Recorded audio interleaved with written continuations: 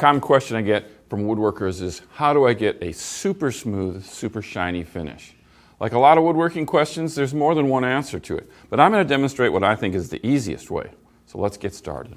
Hi, I'm Rob Johnstone, and years ago when I was in school to learn how to build and repair stringed instruments, we used to joke about how guitar owners like their guitars to be as shiny as plastic.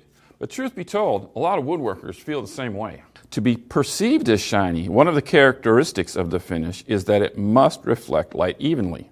And to do that, the finish needs to be, well, even. So the first thing you need to do in order to get a super shiny finish is, you guessed it, sand it very smooth. Close-grained wood is easier to finish this way as it has smaller pores in the wood. Why is that important? Because pores are little holes in the wood fibers, and clear finish will sink into the pores, keeping the finish from being smooth and even. Now with the surface sanded smoothly, go ahead and apply a light coat of finish or sanding sealer. I prefer shellac.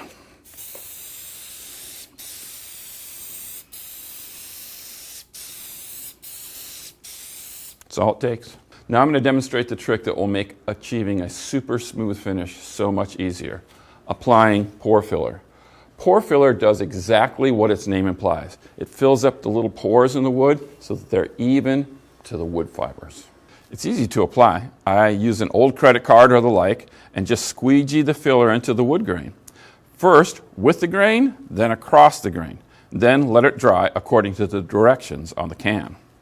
In almost every case, it'll take multiple applications of the pore filler in order to get a really smooth surface. I like to examine it by holding it up and getting a low light raking across the surface.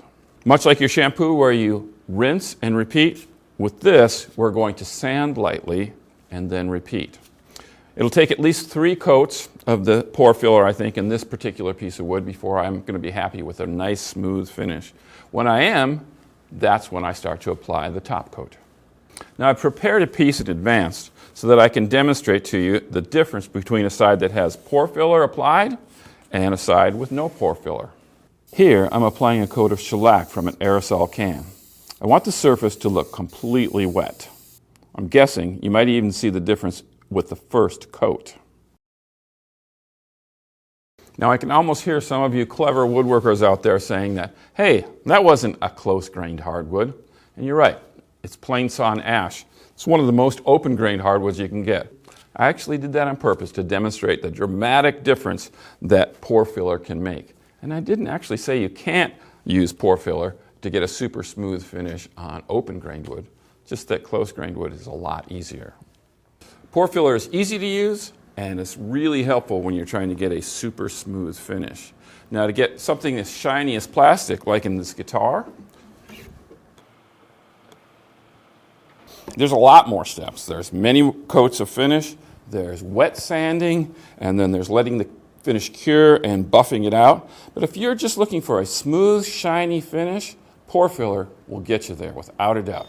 I'm Rob Johnstone. Thanks for watching.